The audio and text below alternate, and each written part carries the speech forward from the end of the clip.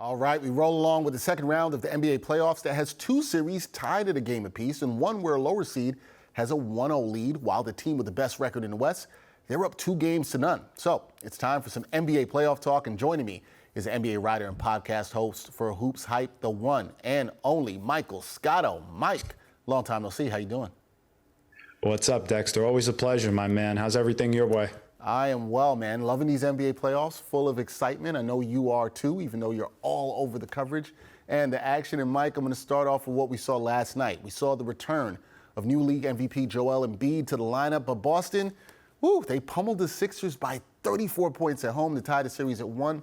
Are you impressed with how the Celtics bounced back here, and how do you see the series playing out?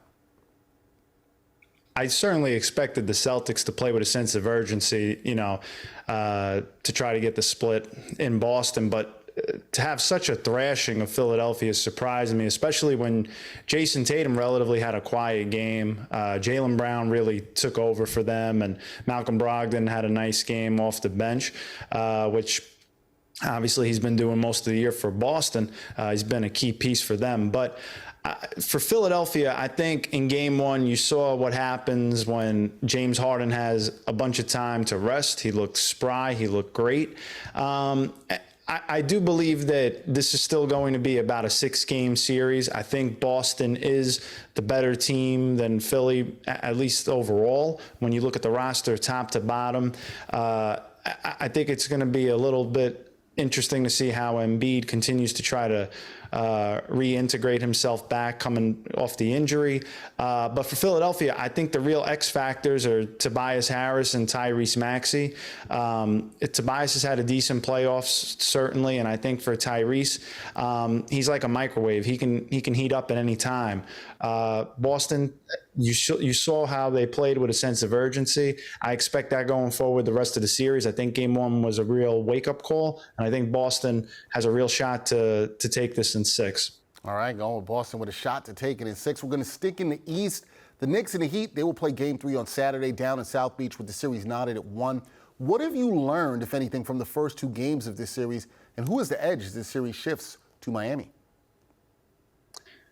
Well, a couple of things stick out, Dexter. Number one, I think R.J. Barrett, ever since he worked with Drew Hanlon after the first couple of games, his trainer, to tweak his shot a little bit, has certainly found the groove, and he's been carrying the offensive load early in games for them.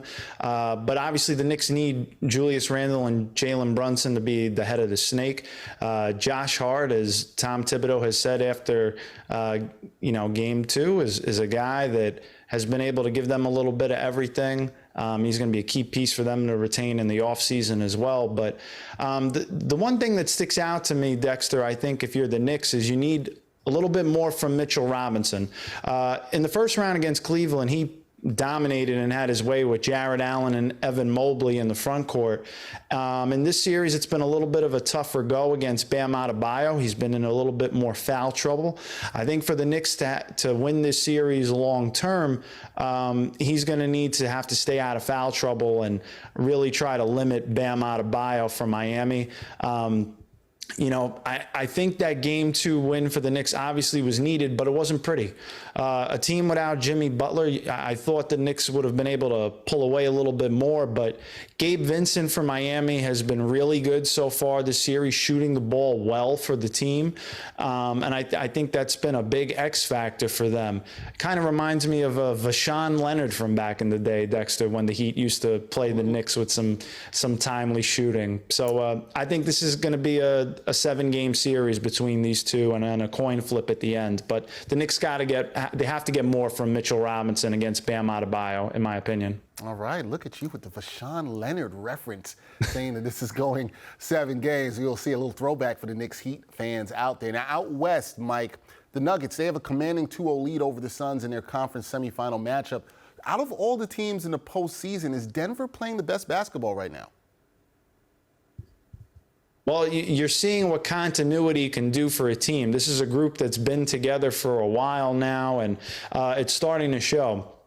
I think for Phoenix, obviously the loss of Chris Paul is a major detriment to them, but we've seen in the past guys like Cam Payne step up when they've had an opportunity. He's going to need to do that again.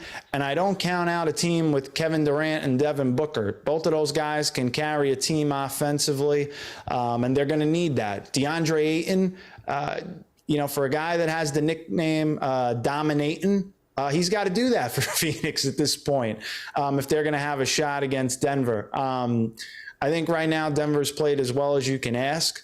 And Jamal Murray has, in game one looked like playoff Jamal Murray. I know he wasn't the same as in game two, but he's another guy that can heat up as well. I just think Denver right now is not as top heavy as Phoenix, and they have a deeper rotation that's so far proved to be the difference thus far for Denver. But with that said, I do expect Phoenix to come out with an extreme sense of urgency in game three and try to pull that one out. Yeah, we'll see how that plays out in game three. You mentioned the depth.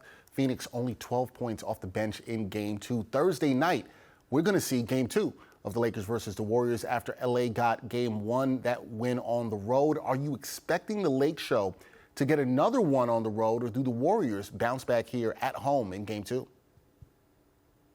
Dexter, I think the Warriors are going to even this, and I think long-term this is a 7-game series. I mean, these two teams, you saw a preview in game one of how close these two teams can be at certain points. I think Jared Vanderbilt's defense has been huge for the Lakers and doesn't get enough credit. When you can put a guy like him on Steph and Curry, Anthony Davis, when fully healthy, has played like a top 5 player in the NBA, according to Coach Darvin Ham.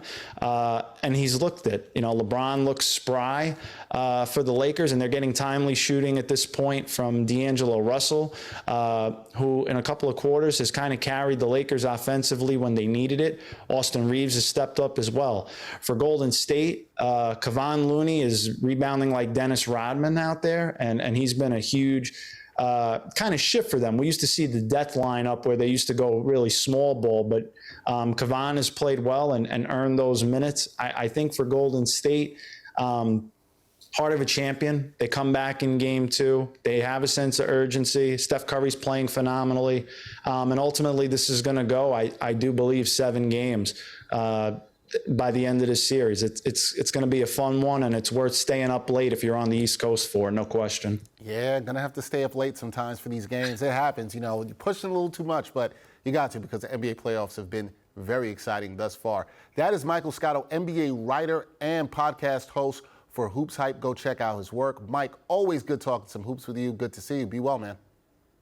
Back at you, my man. Before you know it, it'll be the Combine coming up in Chicago. The show goes on. Sounds far away, but it'll be right around the corner. You were right. Thanks, Mike.